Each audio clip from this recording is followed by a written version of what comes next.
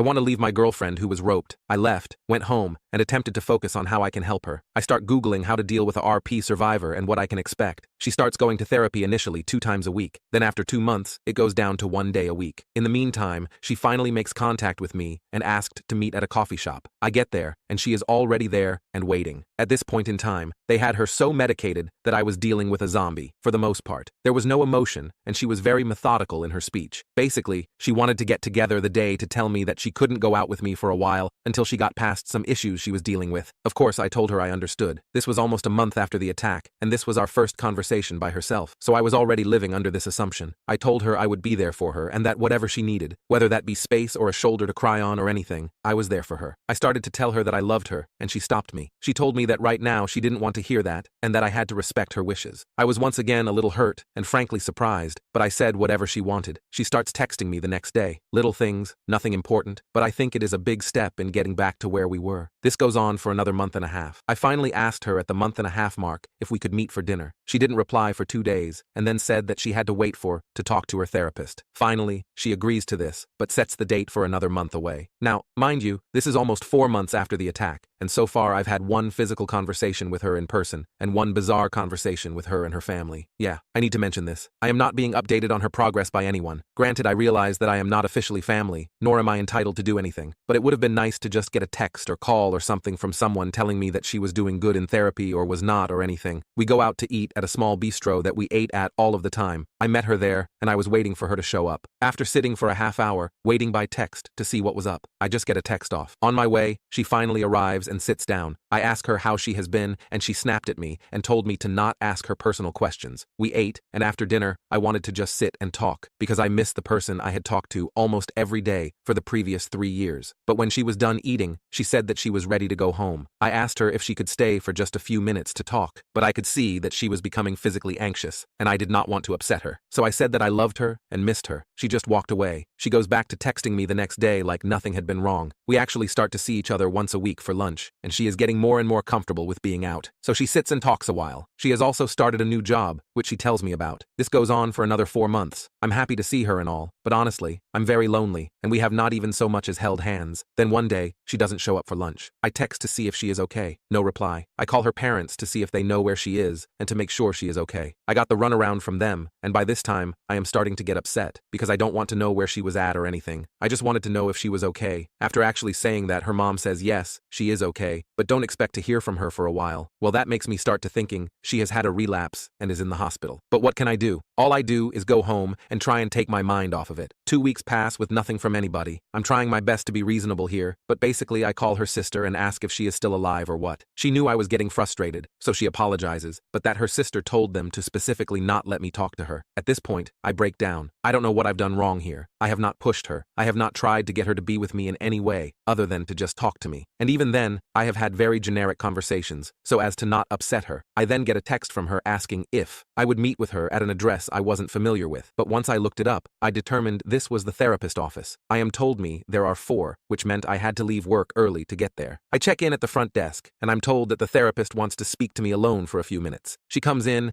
and I now know where the parents were getting this from, because after formally greeting me, she then started to provide me with a list of do's and don'ts. She then told me that my GF wanted to speak to me and had something to tell me. I go in, and she is sitting on one chair, and I am instructed to sit in the other. She has a box of tissues and has been crying. The therapist tells me that I am here because my girlfriend has something to tell me, and that she wanted the safety of therapist office to feel safe. She then proceeds to tell me that the reason she did not meet me for lunch that day is because she was with another guy, somebody from her new job, and that they had been intimate with each other. She might as well have taken a weapon out and shot me. It couldn't have hurt anymore. I just drop my head and begin to cry. The therapist then pipes in with some logic about her taking back her sexuality since she was attacked, and how this wasn't cheating in the same sense of cheating. My girlfriend then proceeds to tell me that she does not want to lose me, and that she is just very messed up in the head, and that it was a one-time thing and blah blah blah. I feel very trapped at that moment. I felt like I was ganged up on, and the more I set the matter, I finally just said to her, "You haven't so much as held my hand in the past half year yet. You can go have some guy you met at work while I sit like an idiot waiting for my junior high-like date." This, of course, caused her to go into hysterics, and the therapist asked me to leave. I apologized and told her to text me if she wants to keep working this out. I get that text later that day. Now she is all chatty and crap telling me that this was the worst mistake of her life, and please talk to her. I tell her that I don't know if I can can go on with this, but agree to meet her. I flat out tell her right up front when I see her that for me to even consider going forward with this, that she has to cut this other guy off, period. She tells me that is impossible because they work together, and I tell her that I'm sorry, but I won't even consider it. If she is going to see this guy every day, she decides to find another job. And after talking with my sister, she, who I have told everything to, she said that while it is not common, some women do attempt to have intimacy after being attacked, so that they feel like they have power again. Now why? I am not the one who she did this with. I have no idea. But I know I feel like I am being punished for something I did not even do. She changes jobs, and we go back to our lunches, and I do this twice. When I tell her that I'm getting a little tired of just meeting for lunch and doing nothing else, so she agrees to come over to watch TV with me. That has been it up until tonight. Tonight she came over, and we watched 2 movies and ate pizza. During the second movie, I tried to give her a kiss. Nothing more. Just a kiss. She backs away as though I was a cross and she was a vampire, and tells me she is not ready for that yet. Okay, not my finest moment here, I admit. But I tell her that it's been a year and a month, and I have not tried one goddamn thing with her or forced her into anything, and yet she willing. We have some other guy months ago, but here I'm still waiting to hold hands. She, of course, starts crying, but this time, I'm not as fast to apologize. I do apologize for the tone of my voice, and tell her that I would never try and force her to do anything against her will. But honestly, I feel like I've been kept on the outside. I've been cheated on. I don't give to craps what they call it. She willingly had unprotected intimacy with someone else, and I feel like I have done everything to try and be a supportive boyfriend. I tell her that honestly, I don't want her to text me until I decide what I'm going to do. I don't want to be unfair to her, but by the same token, a year is a long time, and we are really no closer to being back to normal than we were 6 months ago, and I have no idea how long this will go on. Now, here is the part where if you didn't think I was a jerk before, you will now. I am just tired of not having intimacy. Look, I certainly understood not trying anything right, afterwards and even months afterwards, but it's been over a year, and we're not even holding hands, and frankly, the fact that she has been with someone else since this incident is underlining the inside. So I told her that I'm going to think things through and promise to talk with her next week sometime. But as it stands tonight, I think I'm done. I love her. I hate the idiot who ruined both of our lives. I know this isn't her fault, and I hate that I feel like crap no matter what I do. If I stay, I'm going to be resentful, and even if she comes over tomorrow and has intimacy with me, it will feel like either pity intimacy or desperation intimacy. But I know ending this will be punishing her for something that isn't her fault either. Update. First, let me say that when I wrote my first post, I was obviously in a very bad place. That night's incident was very fresh on my mind, and the pain I was feeling at that moment was more than I could handle. I don't think I made it clear enough how much I loved and still love her. Letting this relationship go is like saying, I have to lose an arm. I do want to clear up a couple of things. As I said, I wrote that while I was still very upset and hurt, so I think I was probably either not clear enough or maybe painted a couple of people in a bad light. First, to her parents. Yes, I've known her parents since 3 weeks into our relationship. They have never been anything but kind to me, and we have eaten at their house twice a month since we have been together. My family has always celebrated Christmas on Christmas Eve, so I have spent 3 of the past 4 Christmases at our house with them. I do not fault or blame them. Their child was brutalized and traumatized, so they circle the wagons around her, which while I do not have any kids, I certainly understand that she was top priority to them. Her dad has been as hurt as anyone by this, and I have been heartbroken to see this giant of a man. He's honest to God, 6 feet, 6 inches tall, broken like this. Her sister has honestly been my lifeline. She has talked with me, and has always tried to be as open as she can with me. Yes, they knew about the cheating, and that is why I got the runaround. No, they did not support her decision to do this. However, they did not want to be involved, other than be there for her. Second, her therapist might be incompetent. I have no way to judge that. However, in rereading what I typed, I think I made it come out worse than it really was. She did not try and excuse what she did, nor did she try and justify it, like I implied. After a few seconds of awkward silence that was only interrupted by my crying, she said that some women do that. My girlfriend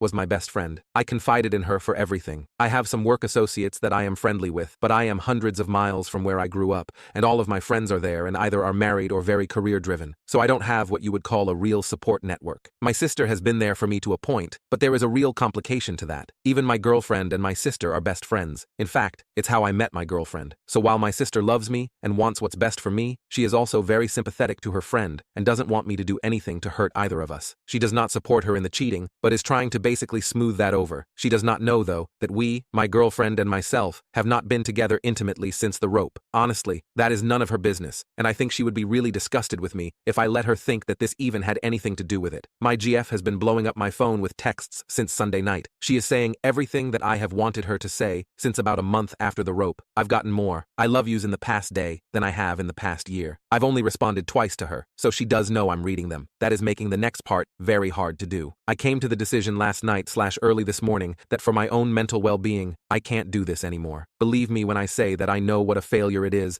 and how horrible it makes me feel. So here is my plan. I know it is chicken crap on my part, but I have typed a letter and I am going to send it to her therapist, along with a note to the therapist, explaining what to do for my girlfriend to read in her office. That way, there is immediate support for her. I don't want her to be any more abandoned than what I'm going to be doing. That is heartbreaking to type, by the way, when she goes for her appointment Friday morning. I will then send emails to her parents and a text to her sister, informing them of what is happening, so that way they can be there for her when she gets out. Here is word for word the letter I have written her. The only thing that is different is that I am no using her or her therapist. Real names here. Please read it and let me know if I am out of line or if I am too cruel or if this will trigger any type of mental trauma related to her rope. I have zero intention of inflicting any more pain than what is normal with a breakup. Dear Sarah, I know that this is not the best way of doing this, but honestly, if I had to look you in the eyes, I know I could not go through with this. I have loved you since the first month we have been together. In the first 3 years of our relationship were the best 3 years of my life. You were my everything, and I know that we had both talked about marriage a lot, and I know and believe with all of my heart that we were going to be married. Nothing would have made me any more happy or proud than to be called your husband. I don't know how to say this because every fiber of my being does not want to say this, but for my own mental health going forward, I have to let you go. Believe me when I say the decision did not come easily to me, nor can I say that it is not heartbreaking on my end. I have always and still love you, but I can't be with you anymore. You need to heal, and you need to be able to 100% focus on you while you are healing, and having to worry about me and my feelings is only getting in the way of your healing. I will always hate the jerk who did this to you. He has ruined so many lives that life in prison seems a lot more appropriate than what he got. But I don't get to make that call. I know holding on to hate is not healthy, but he has ruined my life as well as yours. I know you are going to hate me for this. I don't blame you at all. I know that you feel abandoned, but please understand, I've done everything in my power to be there for you. I wanted to be more involved in your healing, but for whatever reason, I was somewhat excluded from being a significant part of your inner circle. This has left me feeling very lonely and alienated from you and your family. I wanted nothing but the best for you and wanted to be there for you, and I hope I was, whenever you would let me. I won't lie. You seeking comfort in the arms of another while still to this day denying me any affection has weighed very heavily on me. I did then and I do now. Forgive you, but forgiving does not take away the soul-crushing pain that comes along with that. I understand to a point why you might have done it. I don't agree with it, and I never will, but I may be. See why. However, that has nothing to do with the fact that we are 1 year and a month past your incident,